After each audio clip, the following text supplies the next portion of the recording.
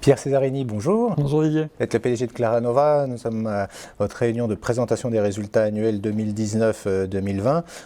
Avant de parler des chiffres en eux-mêmes, comment va Claranova dans cette période particulière pour toutes les entreprises? Oui, bien sûr. Écoutez, je pense qu'on a fait plutôt une très bonne année, une forte croissance. On a préservé notre profitabilité. Effectivement, comme vous dites, c'est une période compliquée, je pense, pour beaucoup de gens à travers le monde.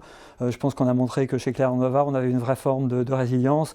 Et je pense que nos modèles économiques et notre secteur d'activité sont particulièrement bien placés, je dirais, aujourd'hui sur cette situation. Alors justement, les investisseurs ont regardé les chiffres, que ce soit l'activité et bien sûr les résultats. Comment vous leur expliquez ce qui s'est passé sur les résultats, cette légère baisse?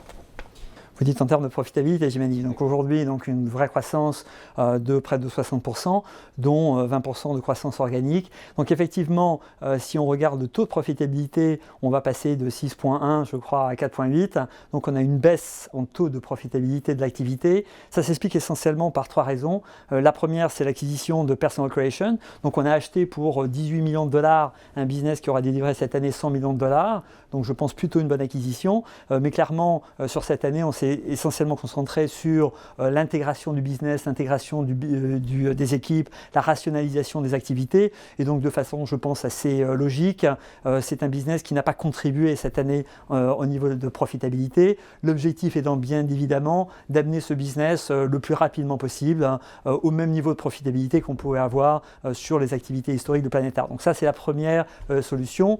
La deuxième solution, c'est que nous avons fait le choix aidé par nos auditeurs, de ne pas intégrer cette année ce qu'on appelle le PPP, qui est une subvention américaine qui permet de préserver l'emploi. Aujourd'hui, normalement, nous devrions pouvoir intégrer 5 millions supplémentaires dans notre EBITDA. Là, pour des raisons un peu techniques, ce n'est pas quelque chose qu'on a pu faire cette année. Je dirais donc la réelle performance de l'entreprise est liée à 22 millions. Voilà, pour des raisons, je dirais, un peu comptables, on a eu cet impact cette année. Le troisième élément a été vraiment la migration des activités d'AvantQuest d'un mode de vente de licence à un mode de vente par abonnement. Et donc, mécaniquement, quand vous êtes en phase de cette transformation, vous avez un impact mécanique assez important, à la fois en termes de revenus et en termes de profitabilité. Donc je dirais, malgré ces trois points, on réussit à préserver une profitabilité qui structurellement est en croissance, même si le taux marginal baisse. Pour terminer sur ces questions sur la profitabilité, on a quand même le cash flow qui était de 4 millions en 2019, qui arrive à 29 en 2020, donc là c'est un bon effet de ce côté-là. Exactement, et en fait c'est là où on peut voir la performance de l'entreprise. Donc on va générer 29 millions de cash flow sur cette année, qui est vraiment une marque je dirais de l'efficacité en termes de production de cash de Claranova. Alors vous n'avez pas donné de choses précises sur Cafépress, cette acquisition. Néanmoins, sur le plan stratégique, comment ça va se passer justement? Donc Cafépress, groupe que l'on a racheté à Shutterfly, effectivement, donc on ne peut pas donner de chiffres plus précis en termes de scope ou en termes de coût d'acquisition, essentiellement parce qu'on est lié contractuellement à ne pas divulguer ces informations vis-à-vis de Shutterfly. C'est une acquisition qui est bien évidemment parfaitement complémentaire à Personal Creation et qui s'inscrit vraiment dans la stratégie de Claranova et de Planet Art d'évoluer vers ce concept d'e-commerce personnalisé, et dans ce contexte, Cafépress sera un élément extrêmement intéressant. Alors il y a eu effectivement des questions également sur le déploiement, le développement de Personal Creation et de Cafépress. Est-ce que c'est possible effectivement que ça se développe with Freeprint Gifts en Europe? Notre objectif est de déployer toutes nos activités à une échelle la plus globale possible. Donc aujourd'hui, Cafépress et Personal Creation ne sont ou n'étaient que des activités américaines.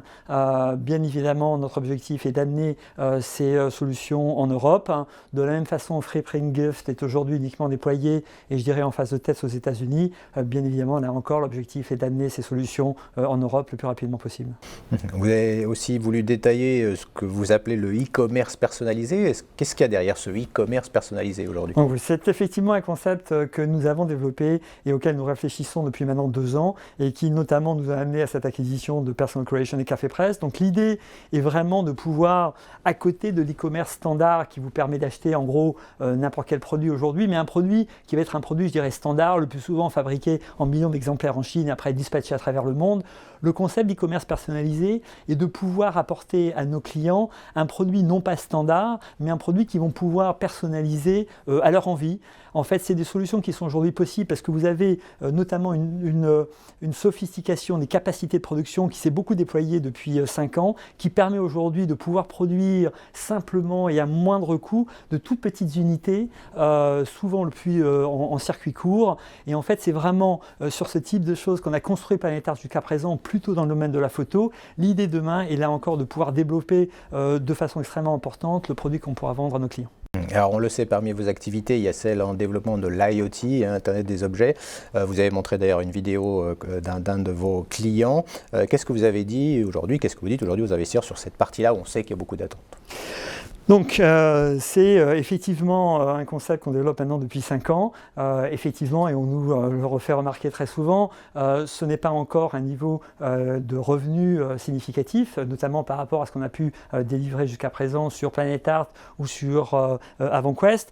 On dit un peu toujours la même chose, c'est qu'aujourd'hui, le marché de l'IoT est un marché en devenir, qui est toujours en train de se développer. Je dirais qu'il y a une vraie évolution qui se fait un peu tous les ans, et on est absolument convaincu que demain, ça sera un relais de croissance extrêmement significatif pour Claranova. Est-ce qu'il peut y avoir dans les prochains mois de nouvelles acquisitions pour Claranova ? On reste extrêmement opportuniste sur la capacité à faire des acquisitions. Je dirais essentiellement il faut qu'il y ait une raison stratégique et qu'elle s'inscrive dans la vision qu'on essaie de développer sur chacun de nos business. Après, il faut bien évidemment que ça soit au bon prix. Donc on est, je dirais, quasiment sans cesse en discussion sur des opportunités d'acquisition. Et de nouveau, là encore, on sera extrêmement opportuniste et pragmatique pour faire, je dirais, les bonnes acquisitions. Le mot de la fin sur le cours de bourse. Alors c'est jamais facile pour un dirigeant de parler de son cours de bourse.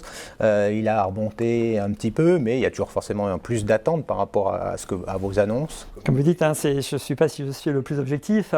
Je pense effectivement que la valeur du cours de bourse ne reflète pas nécessairement la réelle valeur de l'entreprise aujourd'hui. Je pense que beaucoup de gens seront d'accord. Après, si vous voulez, aujourd'hui, en tant que dirigeant, on essaye de mettre en place les meilleures stratégies, de développer notre croissance, de développer notre profitabilité. Et j'espère qu'un jour, les marchés comprendront peut-être mieux ce qu'on fait. Et à ce moment-là, on aura un niveau de valorisation qui a peut-être plus de sens.